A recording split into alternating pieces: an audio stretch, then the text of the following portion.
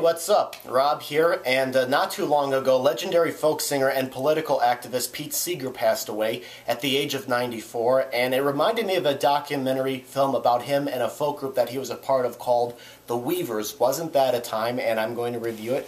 I have my copy of the movie right over here. It came out back in 1981, and it follows Seeger and fellow group members Lee Hayes, Ronnie Gilbert, and Fred Hellerman, whose music made them one of the most popular folk groups of all time.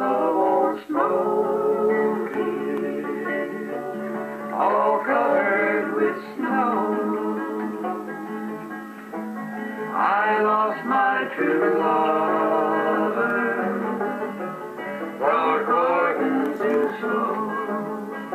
The documentary is told more from Hayes' perspective, and it was shot a year before his death. And the documentary shows the group deciding to get back together for a final reunion concert at Carnegie Hall, and it follows the group as they rehearse as well as go down memory lane. Now, the group got together back in the late 1940s, and surprisingly, they entered mainstream popular music in the early 50s. If you listen to a lot of the music that was going on at the time and listening to their stuff, you know, it's amazing they got in. But sometime in the mid-50s, their career got derailed because their sometimes political activism music made them a target for the communist blacklisting, and the band reunited at the end of the 50s and influenced a lot of 60s folk acts that were big later on, including Peter, Paul, and Mary and Arlo Guthrie. We were both interested in labor songs. Started singing a group called the Almanac Singers, which was later joined by Woody Guthrie and a lot of others. And it was primarily Lee who said, let's see if we can't get a group together which will rehearse a little more carefully than the Almanacs did. So it was that around 48, 49, the Weavers got together. We sang Union songs, we sang songs of hope in that strange time at the end of World War II, when already the world was preparing for Cold War. We still had the feeling that if we could sing loud enough and strong enough and hopefully enough, it would make a difference. I had seen this documentary before for many years, ever since I was young, and I do find it to be an informative one. The group is very fascinating to listen to because not only do they talk about themselves and the history, they also talk about the history of what's been going on in the U.S. at that time. Basically, I could only describe it as listening to a grandparent or an uncle telling you how life was like 40 or 50 years ago, and they have this very colorful and interesting way of talking about it. And like I said, I've seen this documentary many times, and I'm always glued to the movie because the music just sounds very good, especially when it's just guitar and banjo and vocals harmonizing together, and the information about the history. It's just, for me, it's always been a fascinating one. The subjects, especially Lee Hayes, I thought were great at storytelling, and their use of humor injected in was very good. It's very insightful at how their lives changed when their careers took off. As well, you get a bit of a mixed reaction from the members for deciding to go ahead and go out and do this reunion concert back in 1980. With every State of the Union, somebody will come backstage and say, will you autograph this old record of mine? There's an old Weavers record, 20, 30 years old.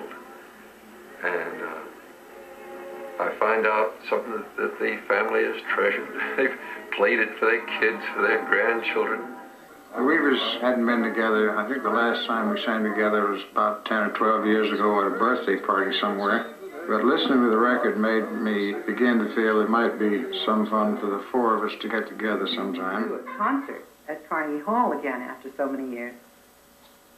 I must admit that I had very mixed feelings about this. Four decrepit folk singers come staggering out on stage. Wouldn't it be best just to leave it alone? The feeling, the memory of how wonderful it was to sing with those guys was won out in the end. Some kind of one more moment, one more possibility. It was really great seeing them together, and as it's mentioned in the movie, they hadn't been in the same room in years, and they don't miss a beat. When they get together at Hayes' home with a neighbor for a little barbecue, they perform, they don't really miss a beat.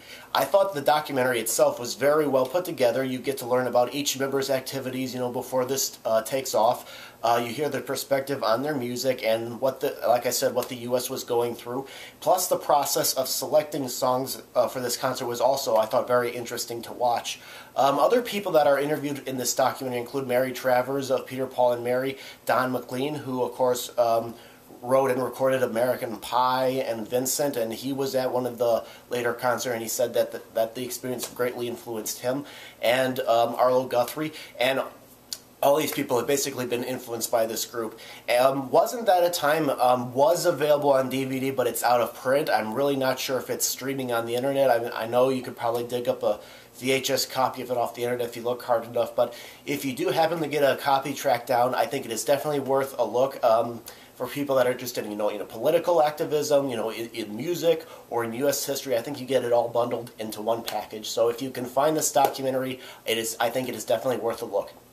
All right, so that's my review of The Weavers. Wasn't That a Time? That's my take on the movie. Thanks very much for watching. We are traveling in the footsteps of those who've gone before, and we'll all be reunited on a new and sunlit shore. Oh, when the saints go marching in, Oh, when the saints go marching in, Oh, Lord.